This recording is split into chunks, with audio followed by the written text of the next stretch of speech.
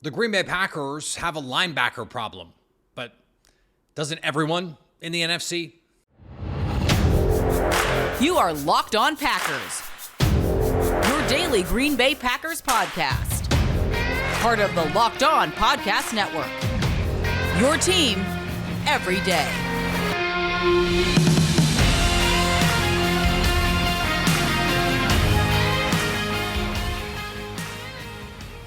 You are Locked On Packers, part of the Locked On Podcast Network, your team every day. I'm Peter Bukowski, and I cover the Packers for The Leap, a newsletter I would love for you to subscribe to. Follow me on Twitter, Peter_Bukowski. Follow the podcast on Twitter, Locked On Packers.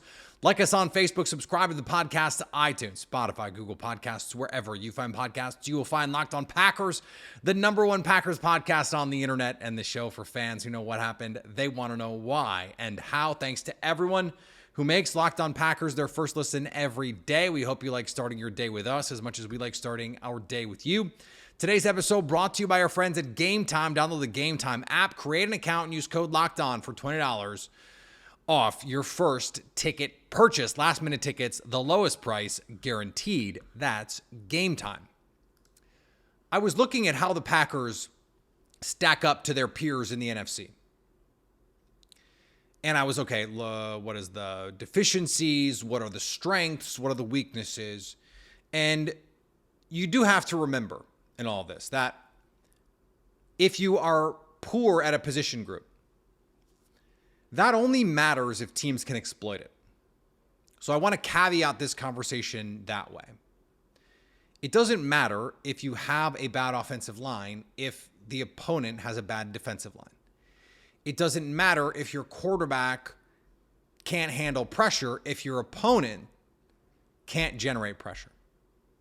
So if you can't take advantage of your opponent's weakness, your weakness doesn't really matter. But when you're talking about the best teams in the league and you're talking about the best teams in the conference, it's good to compare one-to-one, to compare yourself, okay, how are we doing compared to what everyone else is doing? And the reality of the linebacker position in the NFL currently is there are 5, 6 guys in the whole league who matter. And every other team basically has who cares at linebacker. And I went through and I made a little joke out of it on the Twitter machine, as I'm wont to do. But the truth is, when you go through the NFC contenders, the 49ers have Fred Warner. He is the best off-ball linebacker in football. And we're talking about off-ball linebackers. The Packers have Quay Walker, Isaiah McDuffie, Eric Wilson. That's it. That's not a great group, right? But is it like a bottom half group among NFC contenders? Honestly, I don't know. I don't know if it is. And so it is the case that the Packers can stand to improve that spot, but how much does it really matter? The 49ers have Fred Warner, and Dre Greenlaw tore his Achilles in that divisional round playoff game. It's hard to imagine he'd be ready before mid-October at the earliest. Probably more likely November, maybe even December, where he looks like Dre Greenlaw. Like, athleticism is part of the deal. But then, okay, who else on the list? The Lions. Well, can you name the Lions starting linebackers? You might be able to, because they used a first-round pick on Jack Campbell. And if you look at the Pro Football Focus numbers, he was one of the 5 or 8 worst linebackers in the league last year. Now, rookie linebackers, they take time. But I thought he was like a 3rd-round caliber player when they drafted him in the top 25. I thought that draft pick was an abomination when it happened for the Detroit Lions. I don't have any reason to believe it's not an abomination as we stand here today. And then Derek Barnes is a nice player, but I bet you don't know who that is. Locked On Packers listeners are some of the most hardcore football fans around. And I bet more than half of you did not know who that was. And if you didn't, don't feel guilty. And if you did, great. That's awesome. Be like, hey, not me. I knew who that was. Incredible. the average football fan, like 85% of the casual fans who mostly watch Red Zone, have no idea who that person is. And I might have made up their name. Okay. The Rams. Can you name the 2 Rams starting inside linebackers? This was the one I got the most pushback on. No, you can't. The answer is you can't. And maybe more to the point, I bet you can't tell me who their starting inside linebackers were when they won the Super Bowl. I bet you can't. Because they were not special. Look at the Eagles. You cannot name the Eagles inside linebackers. You can't. You can't. And it doesn't matter because they went to the Super Bowl with bad inside linebackers. It's not that it doesn't matter. It's that there are 5 or 6 players who do matter. And so everyone else in all those other situations, you're not really losing out. That's the reason I'm having this discussion. So like maybe Quay Walker takes the next step forward. Maybe he takes a jump. Maybe he takes a leap. A leap would be incredible if he did that. But the fact that their linebackers are sus, and let's be honest, their linebackers are in fact sus, it doesn't put them behind. And the Bears spent all this money on TJ Edwards and Tremaine Edmonds. And Tremaine Edmonds was like one of the 5 worst linebackers by Pro Football Focus grades who played high volume snaps last year. Bad. You don't know who the Falcons off-ball linebackers are. You don't. The Cowboys, who are their off-ball linebackers? One of them just retired. Do you know Leighton Vander Esch? Yeah, you probably do. Do you know who's going to replace him? You probably don't. Or maybe you do because it's Eric Kendricks and he just signed a contract. But like, he left Minnesota, went to LA where they desperately needed linebackers, and now a year later is somewhere else. He is not an impact player anymore. Now, what's interesting is if you go to the AFC, yes, the Chiefs just won the Super Bowl playing Drew Tranquill and Willie Gay at off-ball linebacker. But the Ravens had Patrick Queen and Roquan Smith. Roquan Smith, probably the second best off-ball linebacker in the league right now. The Bills have Matt Milano. The Bengals have Logan Wilson. The Jets, who we expect with Aaron Rodgers at least, will compete Quincy Williams and CJ Mosley. It's not the case that in the AFC, if you don't have a good off-ball linebacker, you're fine because no one else has good off-ball linebackers. No, everyone else has good off-ball linebackers. Just you. It's just you who doesn't. So in the NFC, where the Packers compete, they're behind the 49ers at linebacker because they have Fred Warner. They're not really behind anyone else. And they don't have a good linebacker group. They just don't. And so this is part of my case. And you know, running backs don't matter has long been something that I have believed. I am very firmly of the belief that linebackers also do not matter, except in the, 5 to 10% of cases where you have a true field tilting player. There just aren't that many of those guys. And so if you just have a guy who can play credibly, that's enough. Like if you're Ernest Jones over in LA, you're going to get 150 tackles. Just because if you play 17 games, that's just how that position works now. You don't have to be a great player for that to be true. So I'm not worried about the linebacker spot, even if I do think it is a deficiency on this team. I'm not that worried about it because linebacker play in the NFL right now kind of stinks. And the Packers are not losing these matchups in part because the NFC teams do not have guys that can make you pay. You can always just use a safety. You want to have a linebacker cover a tight end? Okay, maybe, but usually safeties are trying to take that responsibility. And if you're in zone coverage, like you're probably going to get cooked by a tight end in those cases anyway, unless you have special players. So I just don't think it's that big a deal. Now, there is a spot that can make it even less of a deal if the Packers can find a player to fill the role where they currently don't have players to fill that role. That's safety. They signed Xavier McKinney. What's next? Well, Brian Gutekunst has an answer. So we're going to talk about what that means for where the Packers go from here at that position.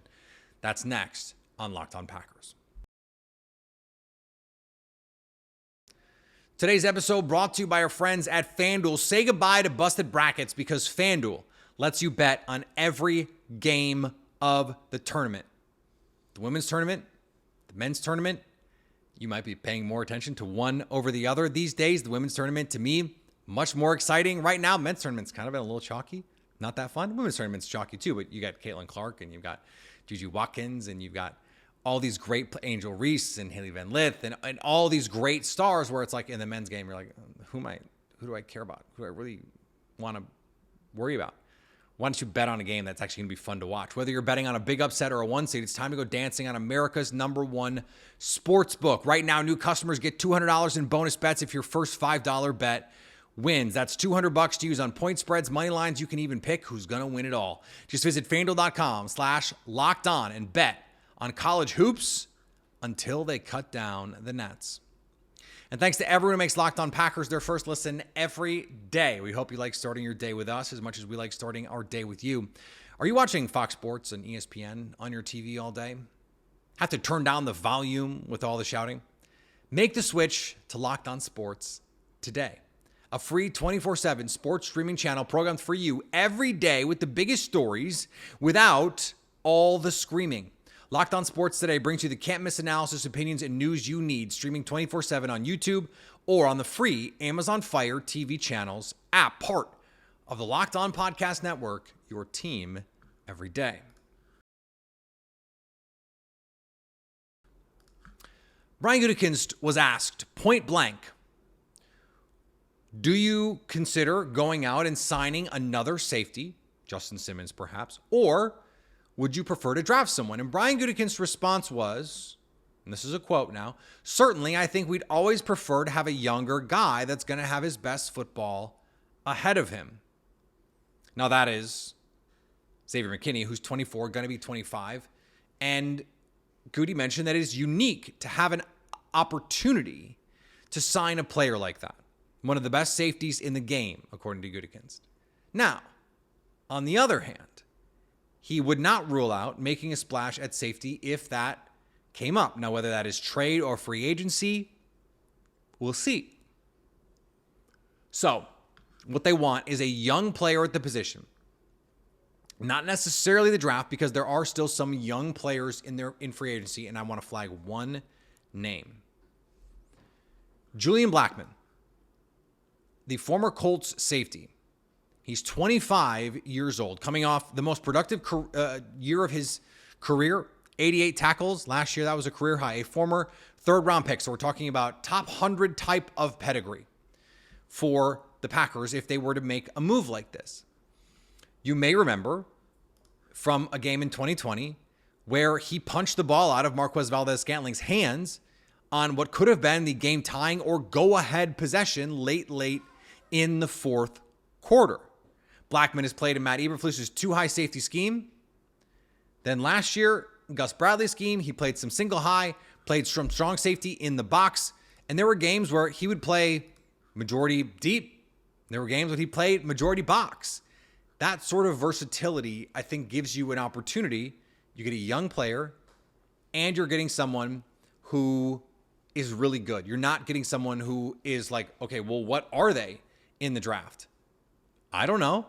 Do you know? No, of course you don't, because you don't have NFL tape on them. And the Packers, they have different criteria for the draft than in the NFL. They don't care as much about athleticism with their league free agents, because it's like, well, no, we have NFL tape. We know what they look like when they actually play football in the league. It's not a projection. We know.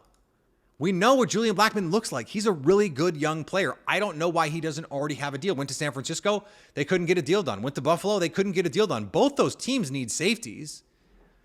And it sounds like the reporting is he wants more money than those teams are willing to pay. Well, the Packers have the money. The Packers have the money. Tom Silverstein wrote about this, and we're going to get to the stuff in that article at the end of the show. But $30+ million in workable cap space here. They could do a deal. Maybe one of the few contending teams who could. And I think that there would be a terrific fit in that instance. They have to decide if they want to go that direction or not. And it may be the case that Blackman waits until after the draft. He sees how the draft shakes out. This is not a great safety class. And you see how teams feel about where they stand at safety after that, and maybe you can get a better deal post-draft than you could pre-draft. That's one option for the Packers. Now, if they want to stay young, like Justin Simmons that's not going to be a thing that happens for them. If they want to get younger, and maybe Brian Gutekunst, who has been known to just like say one thing and do another, maybe that's the case, that's what's happening here. And Justin Simmons really could still be in play for them. I tend to believe him when he says that because of everything that's gone on over the last 2+ years. They let go of a franchise icon to get younger at running back. They did something they almost never do. They signed a near top of market contract for a safety in free agency to get younger. Xavier McKinney is younger than Darnell Savage. I wouldn't rule it out. Now, the draft has gotten weird.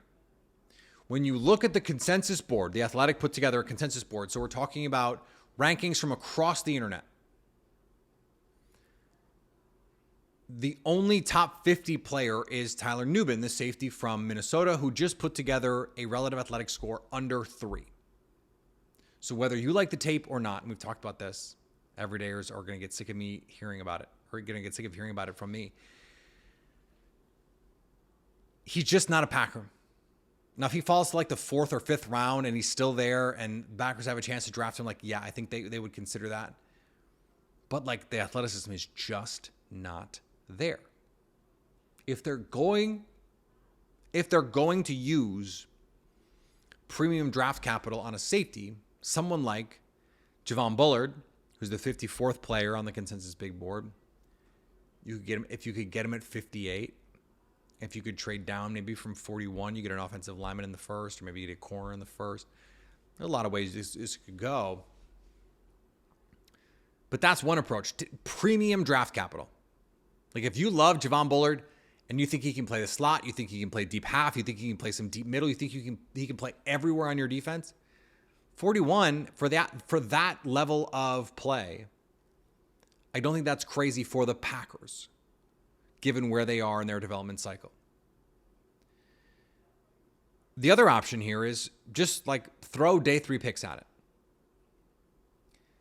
Can you get, no, you could do both, right? So you could use a 2nd or a 3rd round pick, Javon Bullard, someone like that. Maybe Cam Kinchins falls to the 3rd round and you feel comfortable with him there. I mean, that's reasonable. A couple names, and we've talked about Dadrian Taylor-Demerson. Not a consensus top 100 player. I've seen some draft folks say, hey, late 2nd, early 3rd, that's in the range where I have him. But that's not the consensus opinion on him. The consensus opinion on him is like 4th round, 5th round. Well, take him and take Malik Mustafa from Wake Forest, who is a safety. I also really like Bo Braid from Maryland. Those are 3 guys who I think are top 100 picks all day, who by consensus right now are projected to go day 3. The Packers over the last couple of years have had a propensity to draft guys that I really like as day 2 players on day 3. And guys who, Kingsley Enagbare was a projected day 3 pick, went on day 3, but I thought he was a day 2 player. Romeo Doubs, a projected day 3 pick, who I thought was a day 2 player, went on day 3. By the way, both those guys look like day 2 players. So Bo Braid, Dadrian Taylor-Demerson, and Malik Mustafa are guys that I think, whether it's on day 2 at 88, at 91, the 4th round, 5th round, you just throw draft capital at the problem and see what you can make stick. I think that's a totally reasonable solution for the Packers. So there's the free agency bonanza. Get another one. There's not really a young guy worth signing if you're also content drafting somebody. Like, there's no reason for it. Re-sign Rudy Ford. Give yourself a backstop. And then go from there. Now, then there's the premium draft capital route, which is a pretty narrow needle to thread.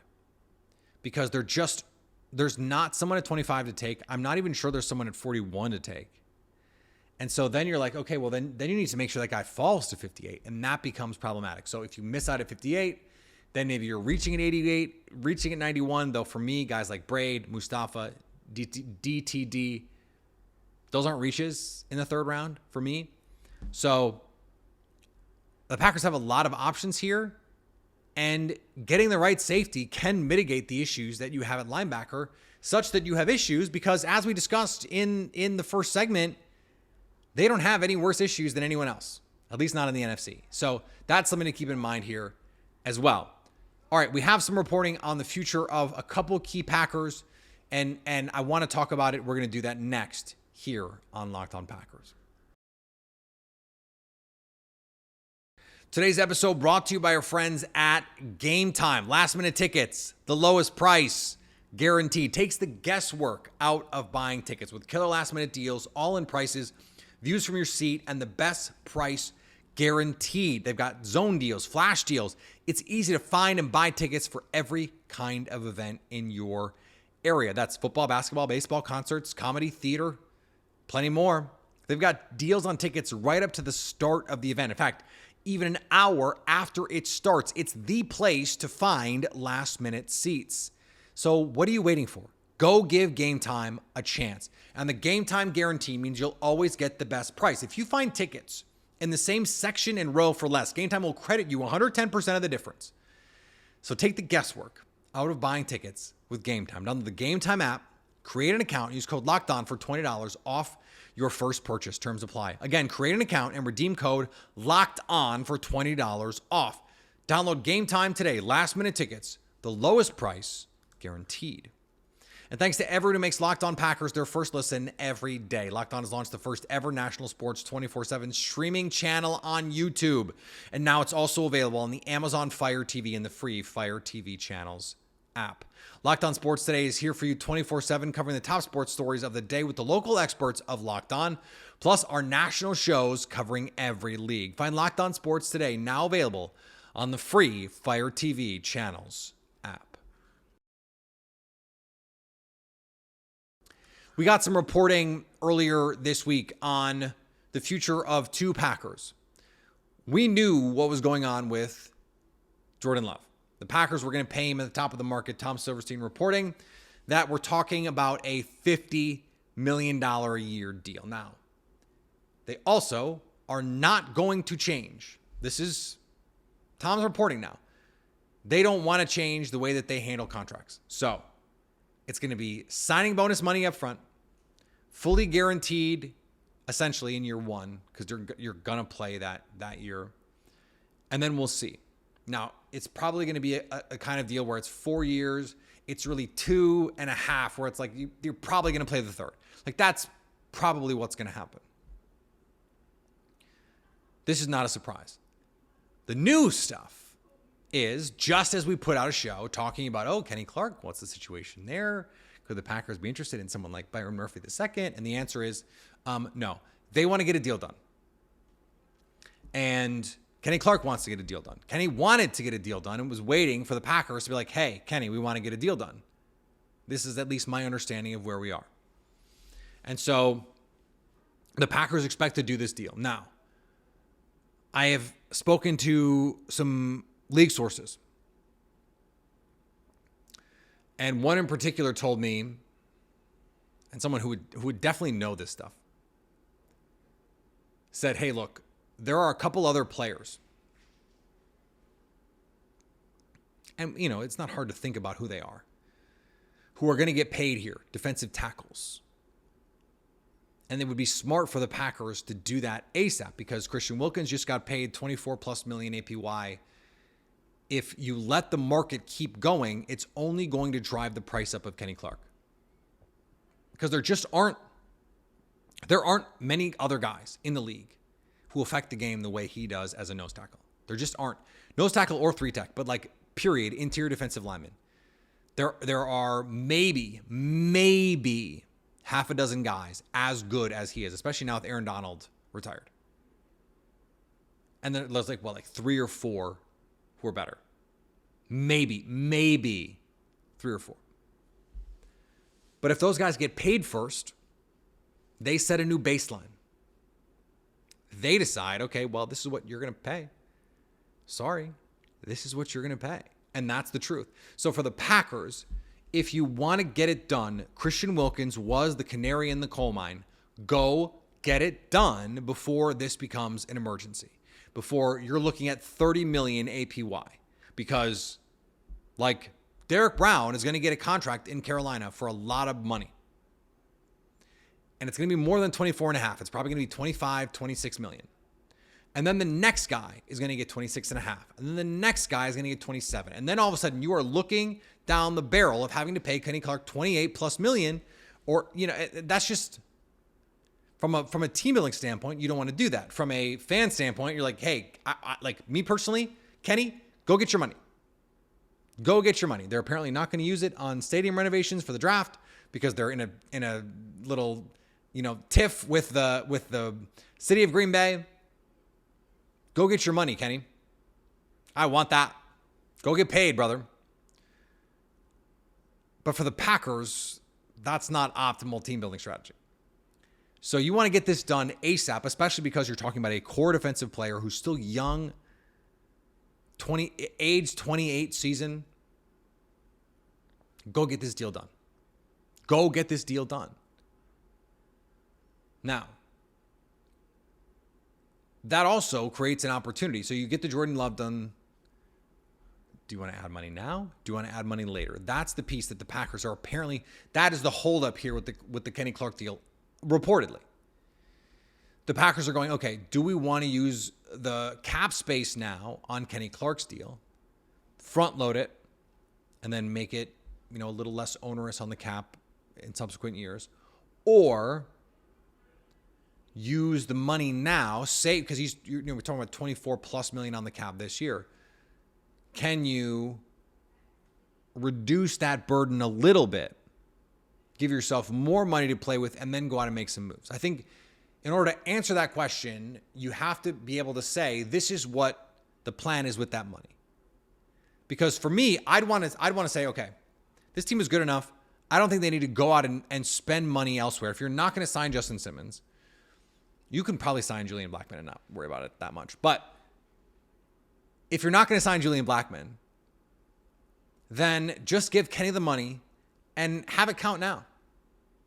It'd be nice to have more cap space next year when you know exactly how close you are to contention, because this is a Packers team that I think is closer to contending now than they were right after the 49ers game, when we go, okay, this is one of the 2 or 3 best teams, 4 best teams in the NFC. Well, they're better now with McKinney and Jacobs. They're better than they were. So, okay, you go through the season, you try and hit on some of these draft picks. Maybe you move up if you can, get some premium talent. And how close are you? Well, it'd be nice to have some cap space to go out and fill just exactly the role that you need filled. Wouldn't it? Versus trying to add one more player. Now, if it's going to be Julian Blackman, like, for me personally, I would do that. I would say, okay, Kenny, we'll push the money out. Because interior offensive linemen age well. I'm happy to say in age 29, age 30, age 31 seasons, especially for someone that is taking care of their body the way Kenny Clark has, I'm all set. That's fine. I'll pay that money. But it's not my money. It makes it easy for me. So I like the situation that the Packers find themselves in with these two guys. I like the reporting that they're trying to work on a deal with Kenny Clark. I did not want to see Kenny Clark walk out the door. I would not want to see him create or his departure, not him, of course, but his departure create a major hole in the Packers defense just when they're trying to get this thing turned around.